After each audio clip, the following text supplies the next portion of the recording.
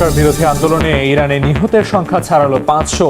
3 দিনের রাষ্ট্রীয় শোক, সামরিক হস্তক্ষেপের পরিকল্পনা ট্রাম্পের, তেহরানের সমর্থনে ইউরোপে বিক্ষোভ। ইউক্রেনে একদিনে 1.5 শতাধিক ড্রোন হামলা রাশিয়ার, কয়েকজন হতাহত, শক্তিশালী নতুন ক্ষেপণাস্ত্র ব্যবহার মস্কোর। হামলার মধ্যেও চলছে সংঘাত বন্ধের আলোচনা। গাজায় যুদ্ধবিরতির দ্বিতীয় ধাপের আলোচনায় নেই অগ্রগতি। ইসরায়েলি বর্বরতায় প্রাণ গেল আরও 3 ফিলিস্তিনির। ত্রাণ প্রবেশ সীমিত থাকায় মানবিক সংকট চরমে। এবার কিউবার প্রতি মার্কিন প্রেসিডেন্টের হুঁশিয়ারি, দ্রুত ওয়াশিংটনের সঙ্গে সমঝোতায় যেতে সতর্কবার্তা, প্রত্যাখ্যান হাভানার।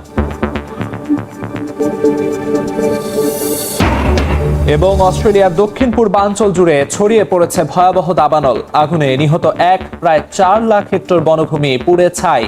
ভিক্টোরিয়ায় জরুরি অবস্থা জারি। ইরানে সরকার বিরোধী বিক্ষোভে 5 শতাধিক ব্যক্তি নিহতের পর দেশটিতে সামরিক হস্তক্ষেপের পরিকল্পনা করছে যুক্তরাষ্ট্র। মার্কিন 2 কর্মকর্তা সিএনএনকে জানিয়েছেন, ইরানের বিরুদ্ধে সম্ভাব্য বেশ কয়েকটি পদক্ষেপ নিয়ে আলোচনা করেছেন প্রেসিডেন্ট ডোনাল্ড ট্রাম্প। এদিকে ইরানের সমর্থনে ইউরোপে বিক্ষোভ হয়েছে। চলমান সহিংসতায় নিরাপত্তা বাহিনীর সদস্য সহ শহীদদের স্মরণে 3 দিনের শোক ঘোষণা করা হয়েছে। ইরানকে শান্তি বজায় রাখার আহ্বান জাতিসংঘ মহাসচিবের। যুক্তরাষ্ট্র থেকে হাসানুজ্জামান সাকির রিপোর্ট। ইরানে চলমান সরকার বিরোধী বিক্ষোভে শত শত মানুষ নিহতের ঘটনায় প্রতিবাদে বিভিন্ন দেশ এখন উত্তাল। রোববার যুক্তরাষ্ট্রের রাজধানী ওয়াশিংটন ডিসিতে বিক্ষোভ করেন ইরানিরা। তীব্র শীত উপেক্ষা করে শত শত ইরানি জড়ো হন। নিজ দেশের বিক্ষোভকারীদের প্রতি সংহতি জানিয়ে ইরানি আমেরিকানরা স্বাধীনতা, মানবাধিকার এবং জবাবদিহিতার দাবি জানান। বলেন, ইরানে একটি গণতান্ত্রিক প্রজাতন্ত্রের উত্তরণে অভ্যুত্থানের বিকল্প নেই। এদিকে মার্কিন প্রেসিডেন্ট ডোনাল্ড ট্রাম্প ইরানের জনগণ সহায়তার ঘোষণা দিয়েছেন। মার্কিন 2 কর্মকর্তা সিএনএনকে জানিয়েছেন, ইরানের বিরুদ্ধে সামরিক হস্তক্ষেপের বিষয়টি বিবেচনা করছে যুক্তরাষ্ট্র। সম্ভাব্য বেশ কয়েকটি পদক্ষেপ নিয়ে ইতিমধ্যে প্রশাসন ও সামরিক বাহিনীর সঙ্গে আলোচনা করেছেন ট্রাম্প। কর্মকর্তারা জানান, গত কয়েকদিনে ইরানে হস্তক্ষেপের জন্য বিভিন্ন পরিকল্পনা সম্পর্কে ট্রাম্পকে অবহিত করা হয়েছে। প্রেসিডেন্টের কাছে উপস্থাপিত এসব বিকল্পের কেন্দ্রবিন্দুতে রয়েছে তেহরানের নিরাপত্তা বাহিনীকে লক্ষ্যবস্তু করে হামলার পরিকল্পনা। তবে এটি হিতে বিপরীত হতে পারে কিনা এ নিয়েও মার্কিন প্রশাসনে উদ্বেগ রয়েছে। এদিকে ইরানে চলমান আন্দোলনের সমর্থনে বিক্ষোভ হয়েছে লন্ডন, প্যারিস ও ইস্তাম্বুলে। রোববার লন্ডনে ইরানি দূতাবাসের সামনে বিক্ষোভটি শুরু হলেও পরে তা ব্রিটিশ প্রধানমন্ত্রীর বাসভবনের সামনে স্থানান্তরিত হয়। সেখানে হাজারো বিক্ষোভকারী অংশ নেন। 10 ডাউনিং স্ট্রিটের সামনে অনুষ্ঠিত সমাবেশে বিক্ষোভকারীরা ইরানের শাসন ব্যবস্থা পরিবর্তনের দাবি জানান। ফ্রান্সের প্যারিসে ইরানিদের সমর্থনে জড়ো হন 2000-এর বেশি মানুষ। তাদের অনেকের হাতেই ছিল 1979 সালের আগের ইরানের পতাকা। তারা সরকার পতনের সমর্থনে বিক্ষোভে স্লোগান দেন। বলেন, ইরানের জনগণই শুধু নয়, বিভিন্ন দেশে বসবাসকারী ইরানিরাও দেশটির বর্তমান শাসন ব্যবস্থার বিরুদ্ধে। ইউরোপের বৃহৎ মুসলিম দেশ তুরস্কের ইস্তাম্বুলেও ইরান সরকারের বিরুদ্ধে বিক্ষোভ হয়েছে। প্রচন্ড বৃষ্টির মধ্যে ইরানি কনসুলেটের বাইরে জড়ো হন বিক্ষোভকারীরা। তাদের অনেকের মুখে আঁকা ছিল ইরানের পতাকা এবং লাল রঙের অশ্রু। পুলিশ ব্যারিকেড দিয়ে বিক্ষোভকারীদের ইরানি মিশন থেকে দূরে রাখার চেষ্টা করে। এ সময় 3 দিন ধরে ইরানে ইন্টারনেট ও টেলিভিশন বন্ধ থাকায় উদ্বেগ প্রকাশ করেন তারা। জাতিসংঘ মহাসচিব অ্যান্টোনিও গুতেরেস ইরান সরকারকে শান্তি বজায় রাখার আহ্বান জানিয়েছেন। যুক্তরাষ্ট্র ভিত্তিক মানবাধিকার সংস্থা human rights activist news agency জানিয়েছে, ইরানে চলমান বিক্ষোভ সহিংসতায় এখন পর্যন্ত 5 শতাধিক মানুষ নিহত হয়েছেন। এদিকে ইরানে যে কোনো সময় হামলার নির্দেশ দিতে পারেন ট্রাম্প বলে খবর প্রকাশ করেছে মার্কিন সংবাদ মাধ্যম ওয়াশিংটন পোস্ট ও নিউ ইয়র্ক টাইমস। তবে হামলা হলে পাল্টা প্রতিরোধ গড়ে তোলার হুঁশিয়ারি দিয়েছে তেহরান। হাসানুজ্জামান সাকি, সময় সংবাদ, যুক্তরাষ্ট্র। ইরানে যুক্তরাষ্ট্রের সম্ভাব্য হস্তক্ষেপের ইঙ্গিতে সর্বোচ্চ সতর্কতা অবলম্বন করছে ইসরায়েল। একই সঙ্গে অভিযোগ উঠছে, ইরানের অস্থিরতা উস্কে দিতে ডিজিটাল প্রোপাগান্ডা তৈরিতে তেল আবিবের ভূমিকা রয়েছে। পশ্চিমা বিভিন্ন গণমাধ্যমের দাবি, রাজতন্ত্র পুনঃপ্রতিষ্ঠায় জনমত তৈরি, কৃত্রিম বুদ্ধিমত্তা চালিত প্রচার আর কূটনৈতিক তৎপরতা চালাচ্ছে দেশটি। ইরানে চলমান সহিংসতার মোড় ঘুরিয়ে দিতে তৎপর হয়ে উঠেছে যুক্তরাষ্ট্র। ঘন ঘন হুঁশিয়ারি দিয়ে মার্কিন প্রেসিডেন্ট ডোনাল্ড ট্রাম্প বলছেন, আন্দোলনকারীদের দাবি না মানলে তাদের পাশে গিয়ে দাঁড়াবে ওয়াশিংটন। এ অবস্থায় যুক্তরাষ্ট্রের সম্ভাব্য যে কোনো হস্তক্ষেপ নিয়ে ইসরায়েল সর্বোচ্চ সতর্ক অবস্থানে রয়েছে বলে জানায় ইসরায়েলি 3টি সূত্র। তবে বাস্তবে এই সর্বোচ্চ সতর্কতার অংশ হিসেবে কি পদক্ষেপ নেওয়া হচ্ছে সে বিষয়ে কিছু জানাননি তারা।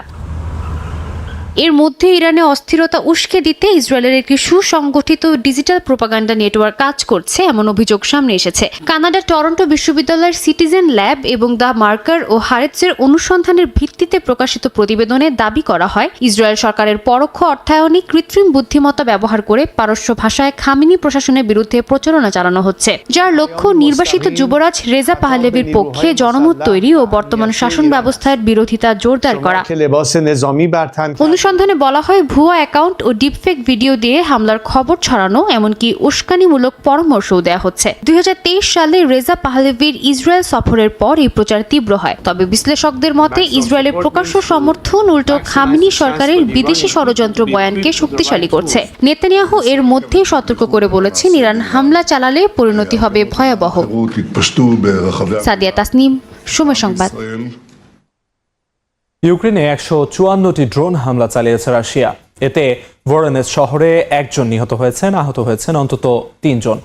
প্রথমবারের মতো শক্তিশালী গেরান 5 নামের নতুন জেট চালিত ক্ষেপণাস্ত্র ব্যবহার করেছে রাশিয়া। এদিকে ভলোদিমির জেলেনস্কি বলেছেন, ইউক্রেনীয় আলোচকরা এখনও যুক্তরাষ্ট্রের সঙ্গে যোগাযোগ চালিয়ে যাচ্ছেন। রাশিয়া ও ইউক্রেনের মধ্যে সামরিক উত্তেজনা অব্যাহত রয়েছে। স্থানীয় সময় শনিবার রাশিয়ার ভোরোনেজ শহরের ইউক্রেনের ড্রোন হামলায় হতাহতের ঘটনা ঘটে। এছাড়াও শহরের বিভিন্ন আবাসিক ভবন ও শিক্ষা প্রতিষ্ঠান ক্ষতিগ্রস্ত হয়। রোববার ভোরোনেজ অঞ্চলের গভর্নর এক বিবৃতিতে এসব তথ্য জানান। একই দিন ইউক্রেনের সশস্ত্র বাহিনী জানায়, স্থানীয় সময় রোববার ভোরে রাশিয়া 154টি ড্রোন হামলা চালায়। এর মধ্যে 125টি ড্রোন ভূপাতিত করার দাবি করা হয়। গোয়েন্দা বিভাগ জানায়, চলতি মাসে রাশিয়া প্রথমবারের মতো গেরান 5 নামের নতুন জেট চালিত ক্ষেপণাস্ত্র ব্যবহার করেছে, যা প্রায় 90 কেজি ওজনের বিস্ফোরক বহনে সক্ষম এবং প্রায় 1000 কিলোমিটার দূরত্বে আঘাত হানতে পারে। এর আগে শুক্রবার ইউক্রেনে ব্যাপক হামলা চালায় রাশিয়া। প্রায় 4 বছর ধরে চলা যুদ্ধের মধ্যে দ্বিতীয়বারের মতো রাশিয়া নতুন শক্তিশালী ক্ষেপণাস্ত্র ব্যবহার করে, যা পশ্চিম ইউক্রেনে আঘাত হানে। এটি কিয়েভ ও ন্যাটোর প্রতি স্পষ্ট বার্তা বলে মনে করা হচ্ছে। দুপক্ষের এই হামলায় সীমান্তবর্তী এলাকায় পরিস্থিতি ক্রমেই জটিল হয়ে উঠছে। এদিকে স্থানীয় সময় শনিবার দেয়া এক ভাষণে ইউক্রেনের প্রেসিডেন্ট ভলোদিমির জেলেনস্কি জানান, ইউক্রেনীয় আলোচকরা এখনও যুক্তরাষ্ট্রের সঙ্গে যোগাযোগ চালিয়ে যাচ্ছেন। প্রধান আলোচক রুস্তেম উমেরভ মার্কিন অংশীদারদের সঙ্গে আলোচনা করছেন এবং দুপক্ষের মধ্যে সমন্বয়ের চেষ্টা চলছে বলেও জানান তিনি। শিউলি রোজা, সময় সংবাদ। গাজায় ইসরায়েলি হামলায় 3 ফিলিস্তিনি নিহত হয়েছেন, আহত হয়েছেন অন্তত 9 জন। পাশাপাশি গাজা সিটি, রাফা, খান ইউনিস সহ বিভিন্ন এলাকায় নেতানিয়াহু বাহিনীর হামলা অব্যাহত রয়েছে। উপত্যকাটিতে সীমিত আকারে ত্রাণ প্রবেশের কারণে মানবিক সংকট আরও তীব্র হয়েছে। ইসরায়েলি হামলায় পুরো গাজা যেন ধ্বংসের মুখে। অনাহার এবং ধ্বংসস্তূপে জর্জরিত নিরীহ ফিলিস্তিনিরা। প্রতিদিনই নারী, শিশুসহ প্রাণ হারাতে হচ্ছে বহু ফিলিস্তিনিকে। স্থানীয় সময় রোববার গাজা সিটির জাইতুন, তুফা এবং জাবালিয়া শরণার্থী শিবিরে হামলা চালায় ইসরায়েলি সেনারা। ঘটে হতাহতের ঘটনা। পাশাপাশি দফায় দফায় আক্রমণে রাফা, খান ইউনিস, জাবালিয়া ও গাজা সিটি সহ বিভিন্ন এলাকায় নেতানিয়াহু বাহিনীর তাণ্ডব চলমান রয়েছে বলে জানায় কাতার ভিত্তিক গণমাধ্যম আল জাজিরা। ইসরায়েলি অবরোধের কারণে ত্রাণ ও নির্মাণ সামগ্রী প্রবেশ সীমিত রয়েছে গাজায়। বেশিরভাগ শরণার্থীকে অনাহারে দিন পার করতে হচ্ছে। ত্রাণ শিবিরে 80% ভবন ক্ষতিগ্রস্ত বা ধ্বংস হওয়ায় তাঁবু ও ঘর ভেঙে যাওয়ার শঙ্কা দেখা দিয়েছে। এই অবস্থায় জরুরি ব্যবস্থা নিতে আহ্বান জানিয়েছে গাজা নাগরিক প্রতিরক্ষা বিভাগ। গাজা স্বাস্থ্য মন্ত্রণালয়ের তথ্য অনুযায়ী গত 2 বছরে ৭১,412 ফিলিস্তিনি নিহত এবং 1,71,314 জন আহত হয়েছেন। অক্টোবরের চুক্তি প্রবর্তনের পর থেকে 442 জন নিহত ও 1,236 জন আহত হয়েছেন। এদিকে বরফ ও শীতে মারা গেছে 21 শিশু, যা মানবিক বিপর্যয়ের মাত্রা আরও বাড়িয়েছে। অর্জিতা শাহজিন, সময় সংবাদ। ভেনেজুয়েলার প্রেসিডেন্ট নিকোলাস মাদুরোকে আটকের পর এবার কিউবার প্রতি হুঁশিয়ারি দিয়েছেন মার্কিন প্রেসিডেন্ট ডোনাল্ড ট্রাম্প। বলেন, দ্রুত সমঝোতা না করলে পরিণতি ভয়াবহ হবে। তবে কিউবার প্রেসিডেন্ট মিগুয়েল দিয়াজ কানেল মার্কিন প্রেসিডেন্টের এই হুমকি অগ্রাহ্য করেছেন। তিনি স্পষ্ট জানিয়ে দিয়েছেন, কিউবা স্বাধীন ও সার্বভৌম দেশ। ভেনেজুয়েলার প্রেসিডেন্ট নিকোলাস মাদুরোকে আটক করার পর এবার কিউবাকে কঠোর হুঁশিয়ারি দিয়েছেন মার্কিন প্রেসিডেন্ট ডোনাল্ড ট্রাম্প। স্থানীয় সময় রোববার সামাজিক যোগাযোগ মাধ্যম ট্রুথ সোশ্যালে ট্রাম্প কিউবাকে অবিলম্বে একটি চুক্তি করার আহ্বান জানান, নইলে দেশটিকে ভয়াবহ পরিণতির মুখোমুখি হতে হবে বলে সতর্ক করেন তিনি। ট্রাম্প লেখেন, ভেনেজুয়েলা থেকে কিউবায় তেল ও অর্থের প্রবাহ বন্ধ হচ্ছে। কিউবা দীর্ঘদিন ভেনেজুয়েলার তেল ও অর্থের ওপর বেঁচে ছিল, বিনিময়ে তারা মাদুরোকে নিরাপত্তা দিয়েছে, কিন্তু তা এখন আর হবে না। তবে মার্কিন প্রেসিডেন্টের এই হুমকি আমলে নেননি কিউবার প্রেসিডেন্ট মিগুয়েল দিয়াজ কানেল। তিনি সাফ জানিয়ে দেন, কিউবার স্বাধীন দেশ এবং কেউ তাদের উপর হুকুম চালাতে পারবে না। ব্রিটিশ বার্তা সংস্থা রয়টার্সের বরাতে এ খবর জানা যায়। মিগুয়েল সামাজিক যোগাযোগ মাধ্যম এক্সে লেখেন, কিউবা কি করবে তা কেউ বলে দেবে না। কিউবা নিজের মাতৃভূমি রক্ষায় শেষ রক্তবিন্দু দিয়ে লড়াই করতে প্রস্তুত বলেও জানান তিনি। কারাকাস অভিযানকালে কিউবার ৩২ জন নাগরিক নিহত হয়েছেন বলে দাবি করেছে কিউবা। গেল ৩ জানুয়ারি কারাকাসে অভিযানের মাধ্যমে নিকোলাস মাদুরো এবং তার স্ত্রী সিলিয়া ফ্লোরেসকে আটক করে মার্কিন বাহিনী। এরপর থেকেই ট্রাম্পের নজর কিউবার দিকে। দীর্ঘদিনের মিত্র ভেনেজুয়েলা থেকে প্রতিদিন প্রায় ৩৫,০০০ ব্যারেল তেল কিউবায় সরবরাহ হতো, যা এখন বন্ধের পথে। মার্কিন প্রশাসন এরই মধ্যে ভেনেজুয়েলার তেলবাহী ট্যাঙ্কার জব্দ করা শুরু করেছে। এতে কিউবায় জ্বালানি ও বিদ্যুৎ সংকট তীব্র হচ্ছে। অর্জিতা শাহজিন, সময় সংবাদ। গ্রিনল্যান্ড দখলের সম্ভাব্য সামরিক পরিকল্পনা তৈরির নির্দেশ দিয়েছেন মার্কিন president Donald Trump. The Daily মেইলের এক প্রতিবেদনে এমন তথ্য উঠে এসেছে। প্রতিবেদনে বলা হয়েছে, ট্রাম্প শীর্ষ সামরিক কমান্ডারদের সম্ভাব্য আগ্রাসনের পরিকল্পনা তৈরির নির্দেশ দেন। তবে সামরিক শীর্ষ কর্মকর্তারা এতে আপত্তি জানিয়েছেন। তারা বলছেন, কংগ্রেসের অনুমোদন ছাড়া এমন পদক্ষেপ বেআইনি। ইউরোপীয় কূটনীতিকরা সতর্ক করেছেন, গ্রিনল্যান্ড দখলের চেষ্টা ন্যাটোকে ভেঙে দিতে পারে। ডেনমার্কের পক্ষে অবস্থান নিয়েছে ইউরোপের একাধিক দেশ। একই সঙ্গে ইউরোপীয় ন্যাটো সদস্যরা গ্রিনল্যান্ডে সেনা ও যুদ্ধ জাহাজ মোতায়েনের বিষয়েও আলোচনা শুরু করেছে। More importantly, do you have any questions from the biggest? And by the way, I'm a fan of Denmark too. I have to tell you, যুক্তরাষ্ট্রের রাজপথ এখন অভিবাসীদের অধিকার রক্ষায় উত্তাল। ইমিগ্রেশন অ্যান্ড কাস্টমস এনফোর্সমেন্ট বা আইসিএ এর কঠোর ধরপাকড় ও পরিবার বিচ্ছিন্নকরণ নীতির প্রতিবাদে সরব হয়েছে সাধারণ মানুষ থেকে শুরু করে মানবাধিকার সংস্থাগুলো। বিশ্লেষকদের মতে, মানবিক দেশ হিসেবে যুক্তরাষ্ট্রের আন্তর্জাতিক ভাবমূর্তি এখন বড় ধরনের প্রশ্নের মুখে। যুক্তরাষ্ট্রের রাজপথ এখন উত্তাল। স্লোগানে স্লোগানে প্রকম্পিত ওয়াশিংটন ডিসি থেকে ক্যালিফোর্নিয়া। দাবি একটাই, অবিলম্বে বন্ধ করতে হবে আইসের ধরপাকড়। বর্তমান অভিবাসন নীতির গ্যাড়াকলে পড়ে দেশটিতে প্রতিনিয়ত বিচ্ছিন্ন হচ্ছে হাজার হাজার পরিবার। মাঝরাতে বাড়ি কিংবা কর্মস্থল থেকে তুলে নেওয়া হচ্ছে অনেক মানুষকে, যাদের অধিকাংশেরই নেই কোনো অপরাধের রেকর্ড। বিক্ষোভকারীদের অভিযোগ, ইমিগ্রেশন অ্যান্ড কাস্টমস এনফোর্সমেন্ট বা আইস এখন কেবল একটি সংস্থা নয়, বরং অভিবাসীদের কাছে আতঙ্কের নাম। আইসের ডিটেনশন সেন্টারগুলোতে শিশুদের পরিবার থেকে আলাদা করা এবং মৌলিক সুযোগ সুবিধার অভাব নিয়ে সরব হয়েছে মানবাধিকার সংস্থাগুলো। অনেক জায়গায় বিক্ষোভকারীরা আইসের অফিসের সামনে অবস্থান ধর্মঘট পালন করছেন, এমনকি পুলিশের সাথে ধাওয়া পাল্টা ধাওয়ারও ঘটনা ঘটছে। বিশ্লেষকরা বলছেন, সামনে নির্বাচন থাকায় অভিবাসন ইস্যু এখন যুক্তরাষ্ট্রের রাজনীতির প্রধান হাতিয়ার। একদিকে কট্টরপন্থীদের অভিবাসন বিরোধী অবস্থান, অন্যদিকে উদারপন্থীদের মানবিক দৃষ্টিভঙ্গি। এই দুই মেরুর লড়াইয়ে পিষ্ট হচ্ছে যুক্তরাষ্ট্রের সাধারণ মানুষ।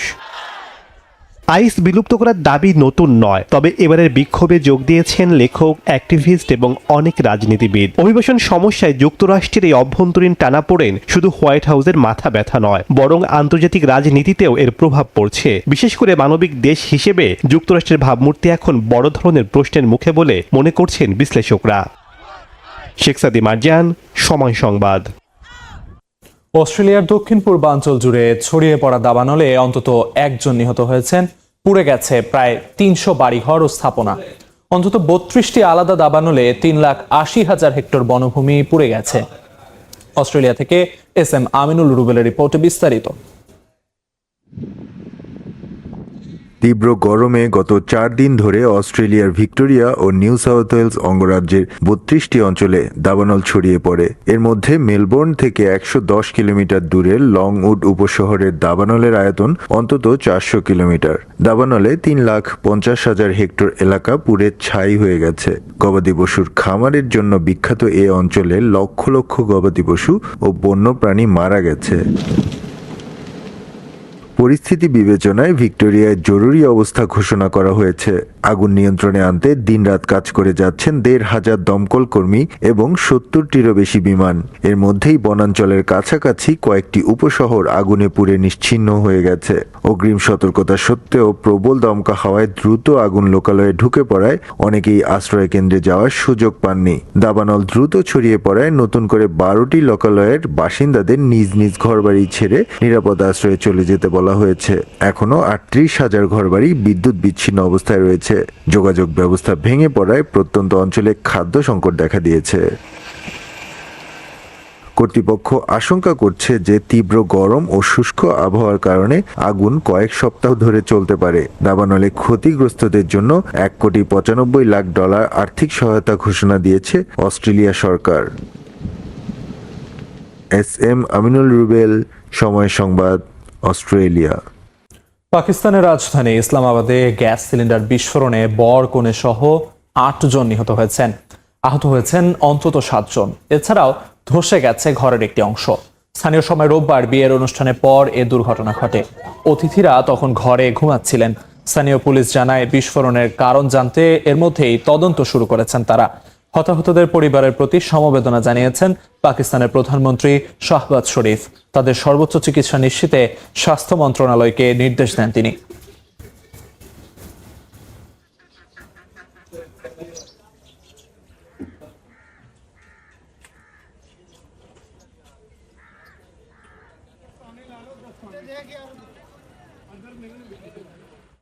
নেপালে রাজতন্ত্র ফিরিয়ে আনার দাবিতে রাস্তায় নেমেছেন সাবেক রাজ পরিবারের সমর্থকেরা। রাজধানী কাঠমান্ডুতে শান্তিপূর্ণ সমাবেশে রাজতন্ত্র ফিরিয়ে আনো স্লোগান ওঠে। রোববার রাজধানীতে সাবেক রাজা জ্ঞানেন্দ্রের সমর্থকেরা জড়ো হন। 2008 সালে রাজতন্ত্র বিলুপ্ত হয়ে নেপালে প্রজাতন্ত্র হওয়ার পর এটি জ্ঞানেন্দ্রপন্থীদের প্রথম বড় সমাবেশ ঘিরে ছিল কড়া নিরাপত্তা। শান্তিপূর্ণ সমাবেশে বিক্ষোভকারীরা বলেন, জেনজি আন্দোলনের পর দেশের রাজনীতি ভুল দিকে যাচ্ছে, তাই রাজতন্ত্রই একমাত্র বিকল্প। গত বছর সামাজিক যোগাযোগ মাধ্যম নিষেধাজ্ঞাকে কেন্দ্র করে দুর্নীতি ও বেকারত্বের অভিযোগে জেনজির আন্দোলনের পর অন্তর্বর্তী সরকার গঠিত হয়। সুশীলা কার্কির নেতৃত্বাধীন সরকার মার্চে নির্বাচনের ঘোষণা দিয়েছে।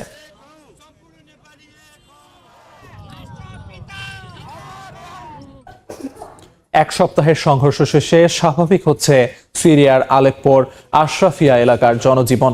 এসডিএফ এর শেষ যোদ্ধারা এলাকা ছেড়ে যাওয়ায় রোববার থেমেছে সংঘাত। এদিকে আলেপ্পোর বিভিন্ন এলাকা ছেড়ে কুর্দি বেসামরিক ও যোদ্ধাদের বহর কামিশলি শহরে পৌঁছালে স্বাগত জানান স্থানীয়রা। এ সময় গত কয়েকদিনের সংঘাতে সরকারি বাহিনীর অভিযানে নিহতদের ছবি নিয়ে বিক্ষোভ করেন অনেকে।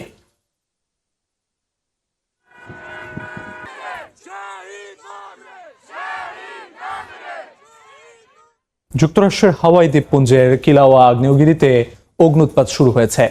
স্থানীয় সময় রোববার মার্কিন ভূতাত্ত্বিক জরিপ সংস্থা USGS জানায়, আগ্নেয়গিরির উত্তর ও দক্ষিণ মুখ থেকে লাভা উপচে পড়ছে। পাশাপাশি বাড়ছে ভূকম্পনও। দক্ষিণ মুখে অন্তত 10 ফুটের বেশি উচ্চতার লাভা দেখা যায়। আগ্নেয়গিরি থেকে নির্গত গ্যাসের মাত্রা বেশি থাকায় এলাকা জুড়ে বায়ু দূষণের সতর্কতা জারি রয়েছে। কিলাওয়া আগ্নেয়গিরিতে 2024 সালের ডিসেম্বর মাস থেকে ধাপে ধাপে অগ্ন্যুৎপাত শুরু হয়।